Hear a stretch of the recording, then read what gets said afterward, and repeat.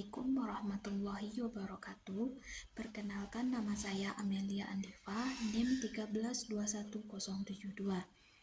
Baiklah, pada kesempatan kali ini saya akan mempresentasikan sebuah materi yang berjudul Dasar-Dasar Ontologi. Pada materi kali ini saya akan membahas 3 buah materi atau pembahasan. Yang pertama, pengertian ontologi, yang kedua, karakteristik ontologi, dan yang ketiga, aliran yang terdapat dalam ontologi. Yang pertama, pengertian ontologi. Ontologi merupakan kajian filsafat yang paling kuno dan berasal dari Yunani. Kajian ini membahas tentang keberadaan sesuatu yang bersifat konkret.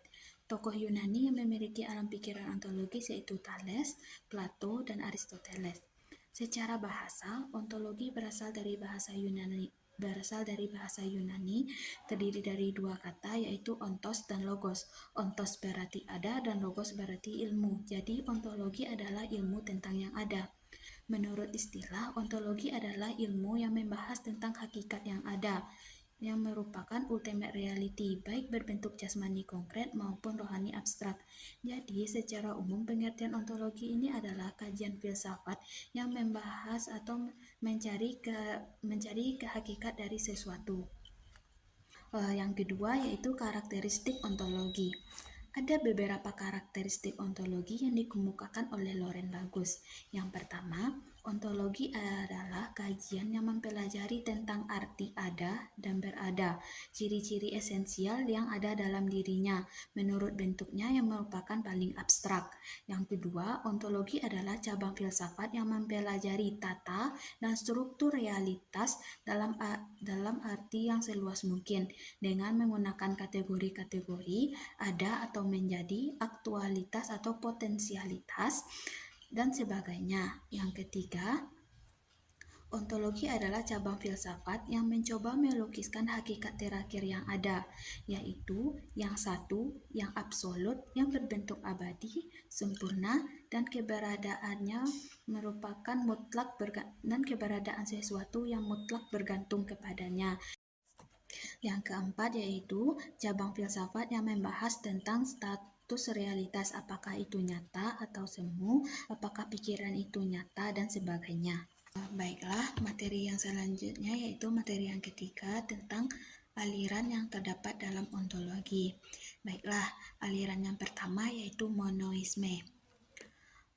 Paham monoisme ini menganggap bahwa hakikat yang asal dari seluruh kenyataan itu adalah satu saja, tidak mungkin dua, haruslah satu hakikat saja sebagai sumber asal, baik yang berupa materi ataupun berupa rohani. Yang aliran kedua yaitu paralelisme atau dualisme. Paham ini mengatakan bahwa hakikat yang ada itu ada dua. Aliran ini berpendapat bahwa benda terdiri dari dua hakikat, yaitu hakikat materi dan rohani. Aliran yang ketiga yaitu pluralisme. Paham ini berpandangan bahwa segenap macam bentuk merupakan kenyataan. Pluralisme dikatakan sebagai paham yang menyatakan bahwa alam itu terdiri dari banyak unsur, tidak hanya terdiri dari satu unsur atau dua unsur saja, tetapi melebihi dari dua unsur. Yang keempat, aliran naturalisme. Aliran naturalisme ini menolak yang ada, yang supranatural, yaitu ia menolak yang supranatural, menolak yang mental, dan menolak platonik. Yang aliran kelima yaitu materialisme. Menurut aliran ini, yang terdalam adalah materi. Seseorang materialisme mendasarkan ajarannya pada pengertian alam dan berpijak pada macam substansi terdalam dinamakan materi. Yaitu aliran yang keenam, yaitu aliran idealisme. Aliran idealisme adalah satu aliran yang berpandangan bahwa hakikat kenyataan yang beraneka ragam itu sama, berasal dari roh atau sukma, atau sejenis dengannya, yaitu sesuatu yang tidak berbentuk dan menempati ruang. Materi atau zat itu hanyalah jenis dari penjelmaan rohani. Aliran yang ketujuh yaitu agnotisme. Agnotisme adalah suatu pandangan filosofis bahwa suatu nilai kebenaran dari suatu klaim tertentu yang umumnya berkaitan dengan teologi, metafisika, keberadaan Tuhan, dewa, dan lainnya yang tidak dapat diketahui dengan akal pikiran manusia yang terbatas. Aliran yang kedelapan yaitu hailomorfisme. Paham hailomorfisme diketengahkan pertama kali oleh Aristoteles dalam bukunya De Anima. Dalam tafsiran-tafsiran para ahli selanjutnya dipahami sebagai upaya mencari alternatif, bukan dualisme, tetapi menampilkan aspek materialisme dari mental. 9 yaitu nihilisme. Nihilisme yaitu sebuah doktrin yang tidak mengakui validasi alternatif yang positif.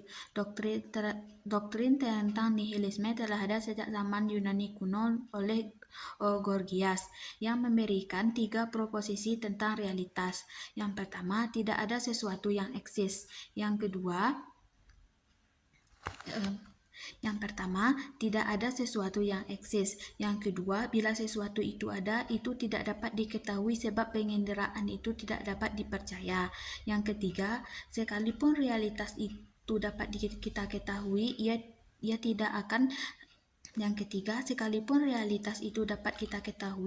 tidak akan dapat kita beritahu kepada orang lain.